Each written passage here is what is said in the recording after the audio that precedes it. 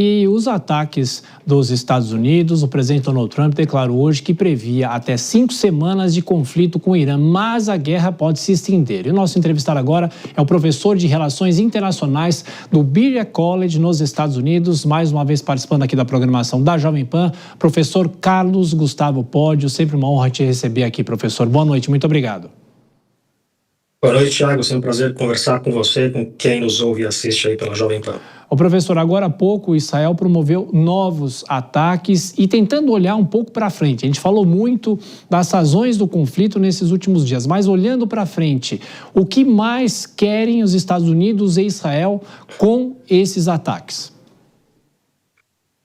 Tiago, a gente sabe que o presidente dos Estados Unidos ele não opera via objetivos estratégicos de longo prazo. Ele não tem, por exemplo, uma visão estratégica e ele segue um plano para atingir essa visão. Na verdade, ele inverte um pouco essa lógica. Ele começa com aquilo que ele quer fazer e depois constrói aí a justificativa para uma ação que ele decidiu tomar. Então, o problema desta ação, se a gente comparar, por exemplo, o que aconteceu quando os Estados Unidos invadem o Iraque em 2003, é que houve um processo de convencimento do público americano, explicar ao público americano qual era a lógica da invasão do Iraque, que fosse uma lógica que as pessoas apoiassem ou não apoiassem, mas pelo menos houve um esforço de fazer essa explicação. O resultado é que os Estados Unidos invadem o Iraque com uma massiva aprovação popular de cerca de 70%. Não é o caso desta guerra que temos agora. Aprovação muito baixa, na casa dos 25%.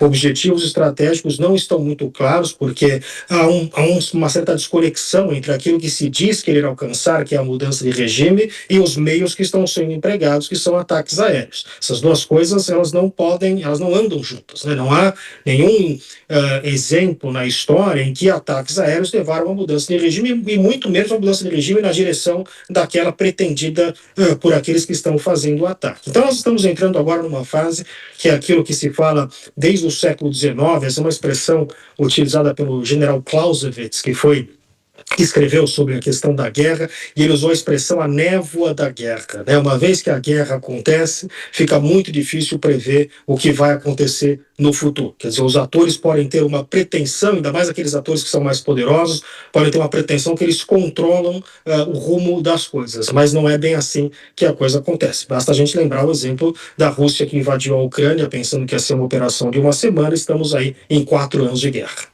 Professor, vou trazer a Dora Kramer para fazer a próxima pergunta. Você, Dora. Boa noite, professor. Com toda essa dificuldade de previsão, eu queria investir nessa seara, pelo menos da projeção.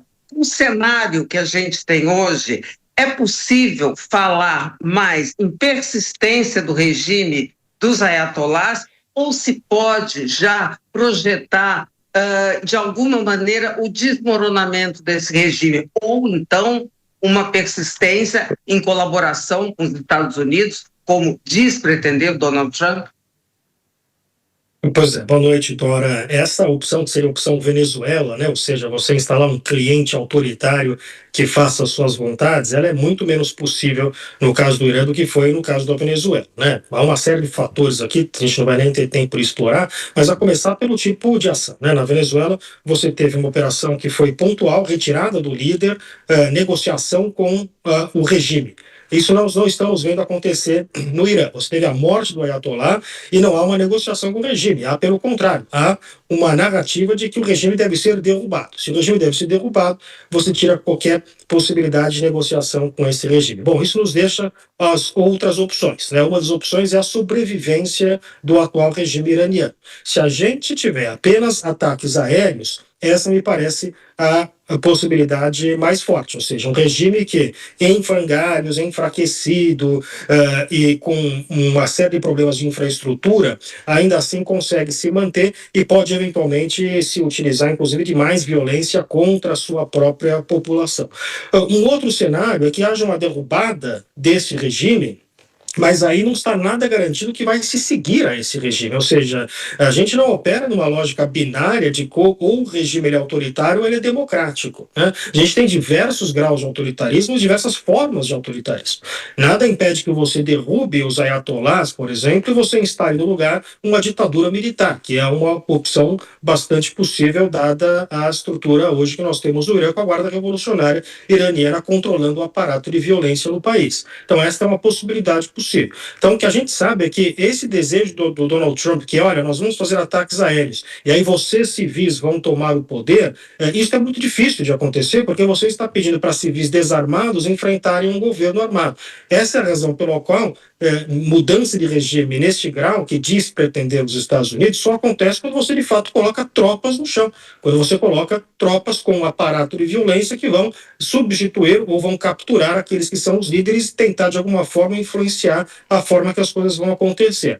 Esta nova doutrina americana que o Donald Trump está tentando estabelecer, que é a mudança de regime barato, ou seja, você bombardeia de forma aérea ou você captura um líder rapidamente, mas aí você consegue, de alguma forma, uma negociação com o que sobrou daquele regime, isso não me parece que tem nenhum tipo de sustentação no longo prazo, né? Então nós estamos aqui numa situação em que, dada a falta de clareza de objetivos estratégicos e dos meios para alcançar esses objetivos, a gente não sabe exatamente quais serão os desdobramentos.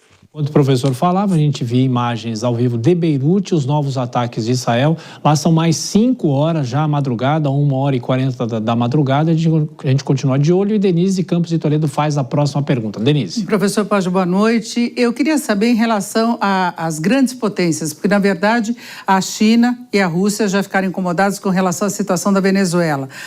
Todas as intervenções dos Estados Unidos no Oriente Médio têm sido no sentido de quebrar ainda mais qualquer proximidade. E não é diferente a situação em relação ao Irã, que exportava 80% do petróleo para a China. Como é que fica essa configuração? Essas grandes potências, Rússia e China, vão ficar só acompanhando essa evolução?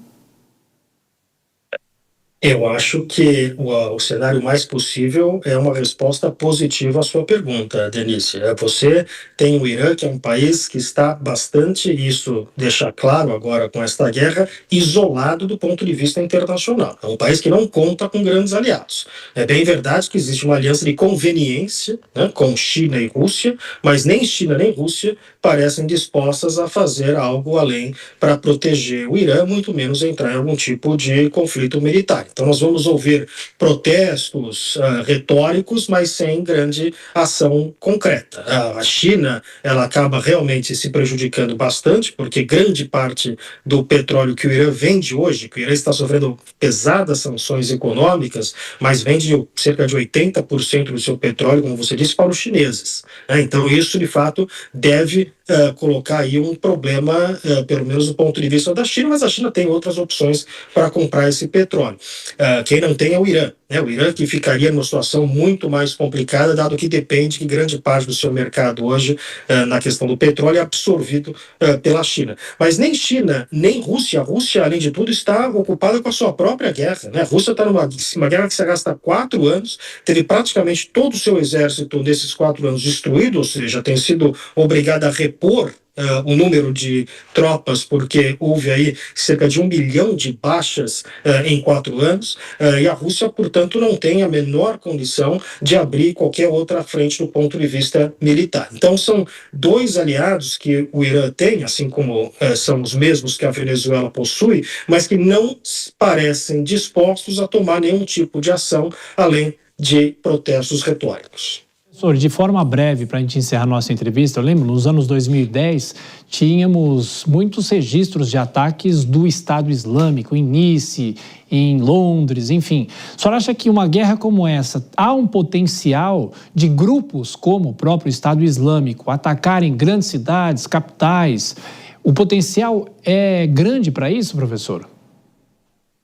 Acho que aumenta grandemente o potencial de ataques terroristas, né? O Irã prefere, inclusive, esse tipo de guerra assimétrica, né? O Irã nunca quis entrar numa guerra direta com os Estados Unidos e Israel, e o que o Irã sempre fez foi essa guerra das sombras, né? Enviando aí essas milícias, etc., eventualmente patrocinando ataques terroristas. Eu acho que com esta guerra agora, não há dúvida nenhuma que, havendo uma oportunidade, o Irã vai mobilizar essa força, essa possibilidade para responder de forma assimétrica, ou seja, atentados terroristas, pequenos grupos milicianos, etc., a esta invasão dos Estados Unidos.